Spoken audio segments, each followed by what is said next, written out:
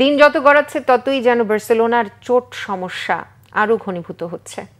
এবার দলটির মাঝমাঠের মূল ভরসা পেড্রি চোট পেয়ে ছিটকে গেছেন। স্প্যানিশ মিডফিল্ডার সেরে উঠতে 4 সপ্তাহের মতো সময় লাগতে পারে।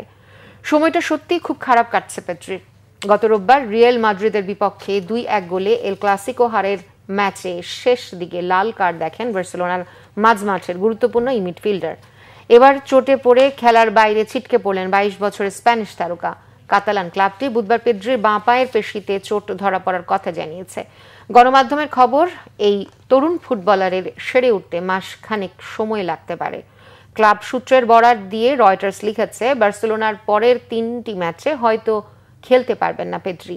মৌসুমের শুরু থেকে এর আগে বার্সেলোনার 11 জন খেলোয়াড় চোট পেয়ে বিভিন্ন মেয়াদে মাঠের বাইরে ছিটকে গেছেন। এই তালিকায় দ্বাদশ সংযোজন পেড্রি।